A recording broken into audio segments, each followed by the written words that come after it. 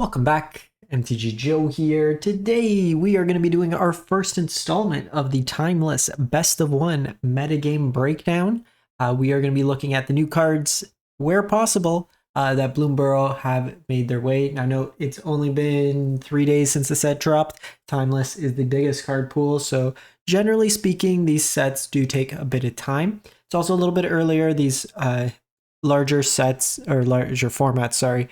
Usually take a little bit longer to refresh as well. So it's going to be some existing decks. There's some new decks that are just old cards. And then there's a couple decks trying out some new cards in the video. So keep in mind, this is kind of the first week. People are trying stuff out. Might be a little bit different. There's probably also a lot of folks playing standard just for the first week. First week standard is always really fun where people are trying out new things before the meta gets solved there. So we're going to get the data from Untapped.gg, what you see on the screen, companion tool that runs alongside Arena's clients, aggregates user win rates, gives us a whole bunch of cool stats. If you want to use Untapped, link is in the video description down below. You could track your win rates, all that. And then I will paste all these deck lists as always, so we can kind of go from there. So we are going to jump into it. We do the popularity of the day. It's still too early to get like a huge amount of like the stats for that. Even if we're looking at the stats itself, we only have 5,700 games from Platinum to Mythic. We're not going to cover this deck, but I just want to show something funny to start off. Where to go? They say Timeless is the strongest format, but apparently you can take your slightly rotated standard best of one soldiers mono white deck and get a 60% win rate. Maybe it's just the key. Just play really weird standard legal cards that like Brutal Cathars, Valiant Veterans. You too can destroy the meta. Nobody expects Myrel to stop the instant speed interaction against Dimir Control. I just found that funny just seeing the stats, but we are going to jump in and we're actually going to start with a deck by Bad Company. They got to #1 Mythic. So they came in at #1 Mythic and then they've been kind of holding it down, up and down since getting to the Mythic spot. They're 84 and 44. So we've seen versions of this deck before. It is the Phoenix Vampire kind of mashup combo deck. So there's a couple different lines here. You can turn one, get Sorin into play and a big vampire through Dark Ritual. Ritual, Sorin, put into play Vein Ripper, Saint Elenda, Galta Mavrin, Olivia, whatever it may be. There's also the lines through something like Strike It Rich into Dark Ritual into Buried Alive, get you 3 Phoenix.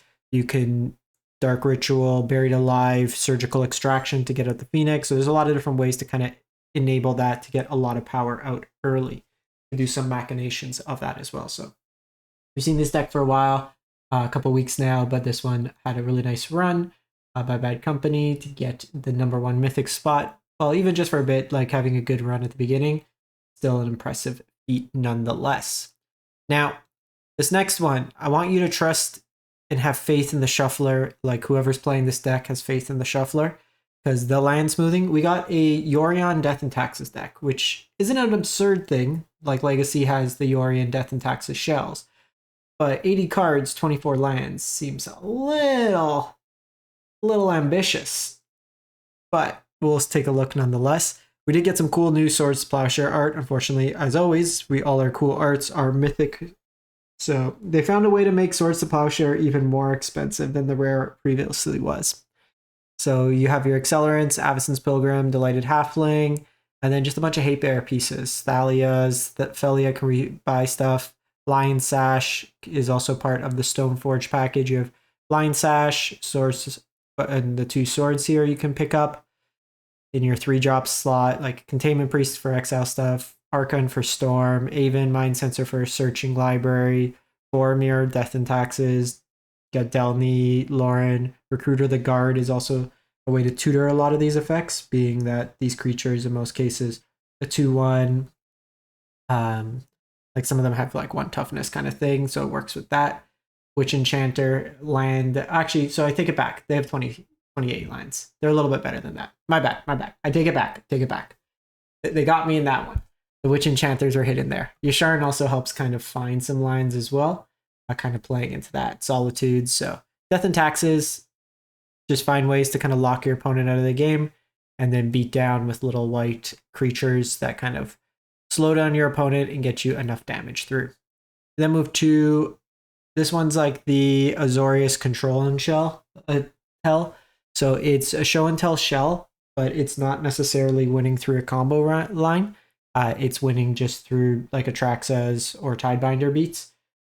So you still have your show and tell package into Omniscience. You have Atraxas here. Eventually what you would do is just like Atraxa, find Nexus of Fate. You Nexus of Fate to take an extra turn, and then just kind of keep chaining draws to finding more Nexus of Fates, and then just kind of take all the turns ideally. Atraxa wins a lot of games on its own. Swords in this one, you have like a whole bunch of counter spells. Sinking the Stupor is kind of a tempo up play. Full One Ring packaged, kind of working into there.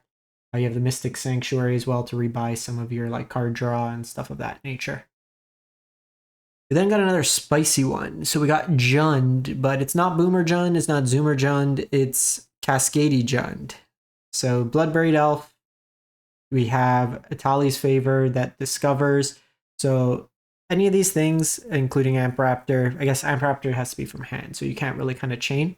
But with Unstable Amulet, pings them each time, so it just gets you a whole bunch of free value, just cascading down each time through. You have the wheel in here, basically could draw you a bunch of cards, kind of refill Lilies as Hand Hate, Edict effects, Ghostfire Slice, 4 damage. These all get cascaded into. We have Collected Defiance, just sweeper, deal damage, discards and refills your hands kind of a thing. Bowmaster's in here, Bolts, Inquisitions, Galvanic, Deathrite. Probably wouldn't play Wheel, probably wouldn't play the Collective Defiance. You probably want the full discard package, probably a full Bowmaster. The idea is kind of cool here, but I think there's just little things you can kind of tweak along the edges. Like if you're playing Bowmaster, play 4 Bowmaster. Type thing. Lily's interesting because like against the big vampire decks it's not bad, but against like show and tell it could be okay. It could be slow in other cases as well. We then have the actual show and tell combo variant. So similar idea with this one here. You're show and telling into Omniscience and then kind of chaining off. Atraxa is also kind of your backup plan. You have ley lines in the main to help protect you against heavy discard. We're actually seeing Waterlog Teaching, so it's a land and a spell in one. This helps you search for instance or source for an instant card or a card to flash. So no sorcery, so you can't tutor the show and tell, but this once you start comboing could help you find any of your additional card draws or stuff like that while early helping you hit a land. You also have Shifting Woodlands here that can copy the Omniscience and lets you have like a backdoor show and tell effect. Your sideboard is here because you have a combo element. So you'd Mastermind's Acquisition for Mastermind's Acquisition for Bond of Insight. Bond of Insight, get back your 2 Mastermind's Acquisitions, then you get Approach the Second Sun, and then you use the Masterminds to get your other copy of Approach the Second Sun and win that way there. Then go to Mardu Energy. So there's kind of 2 versions of the Mardu Energy deck. There's the Lurrus version, usually with Chthonian Nightmare. And then there is a Gigantha version with Flage and Omnixus.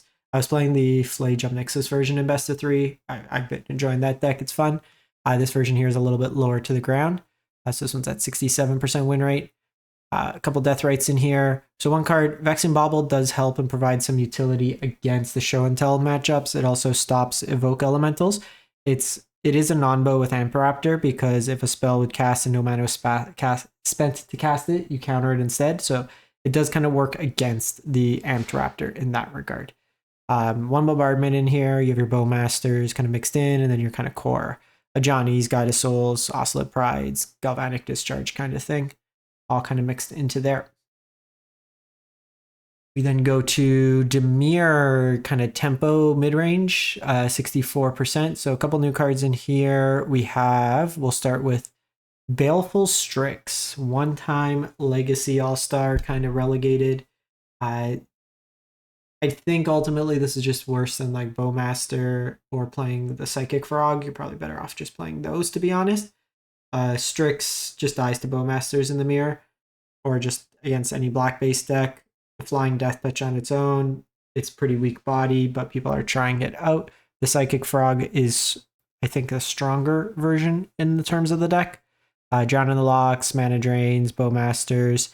We also have the Mockingbird here, so it could come in as a copy, so you can copy your Bowmasters, your Nethergoyfs, whatever it may be. So 1 mana, it just becomes another copy of Nethergoyf. 2 mana becomes another Bowmaster, whatever it may be. Hand hate, you have Tamios. Tamios are really strong, especially against the Boros matchup. They don't have immediate way to kill it. It just snowballs in terms of like really hampering their ability to attack in. Some Treasure Cruises, Flare of Denial. So the Flare works nice with the Baleful Strix, gives you another way to kind of counter that effect. Some Deluges in the main, all kind of mixed in. Then go to 5-color Raider combo Realmbreaker. Yeah, we'll call it that. 63%. So how this deck works. You go channel into Realmbreaker, you pay 10 mana, and you get every Eldrazi out of your deck.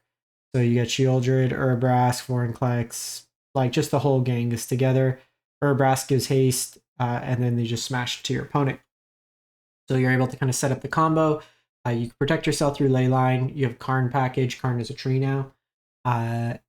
You have the Wishclaw and Scheming Symmetry as ways. You also have like Demonic Tutor, so a lot of ways to kind of tutor it out. You have protection through Pact of Negation in here, so find your channel, find your Realmbreaker, basically win the game on the spot. Your Karn board just gives you a bunch of hate pieces as needed for the matchups as relevant. It also gives you another tutorable option to find your 4th copy of the Realmbreaker in your sideboard. Then go to Simic Eldrazi Intel, 63%. So we got Eldrazi, we have Show and Tell, a couple different avenues through here. So with this one here, you still have your Show and Tell into Omniscience, into Fae of Wishes to combo outline. You also have the Ugin's Labyrinth, bunch of big Eldrazi's to kind of work that way, as well as the full set of Shifting Woodlands. This is the other manner in which you can win the game. Through this, with the Woodlands, you're able to kind of self-mill. You have Founding, you have Malavent Rumble, you have Planar Genesis, just kind of find your lands or key pieces. Channel's another way you can just potentially turn to cast like a big Eldrazi and kind of win that way there. One Rings, Ugin's Binding can reset your opponent's board as well. Your Show and Tell does the same kind of combo elements with the Mastermind, so you win that way there. Then we go to Boros Energy, so pretty stock list. For those in Historic, there's going to be a nerf that's happening to the Boros Energy decks in 4 days. So if you're looking to kind of just port it over, you can see that most of the decks pretty much legal here. You just have to add some fetches, the Lightning Bolts, and some of the lists are on Ragavan. I think like the Ragavans are bad into like Bowmasters. They're pretty bad into the Mirror too. So I'm kind of more in favor of the Flage version. I think it's a little bit better. Just the Ragavans don't do much. It's good against like the slower decks, but there's a lot of those slower decks at times are either just dedicated all in combo decks or kind of win from there. But Knight of Souls, Lightning Bolts, Osselit's Pride, you have the Johnny's 3 Goblin Bombardment. So very similar to what you're seeing in the other format as well. And then lastly, we have Belcher, 62%. So this deck here technically can win on turn 1, I believe. Through some combination of Dark Rituals, have a Mishra's Bauble out, you Beseech the Mirror, get Iron Crag, and then have a Belcher in hand can win the game. But you're using usually just these like various mana rocks to filter mana, and then using Beseech the Mirror to pump out an Iron Crag feat. You can also just use Channel as another means to generate basically mana for life, and then you Belcher your opponent to death. There's no lands in the deck because they're all modular DFCs, so you win that way there. That's it for the week. Not a huge amount of new cards, but like it's usually expected. This is a weaker set relative to Modern Horizons, but it's still people trying out stuff as we kind of go on, so I wouldn't be unusual to see in coming weeks we see stuff. Like I don't think Jace the Mind Sculptor is strong enough for the format. Like Jace, you literally pay 4 mana, you do 0 for Brainstorm, and then they flash in Bowmaster and kill your thing. So seems kind of counterintuitive to what you want to do in the format. In any case, thanks for watching. Hope you have a great one and stay safe out there.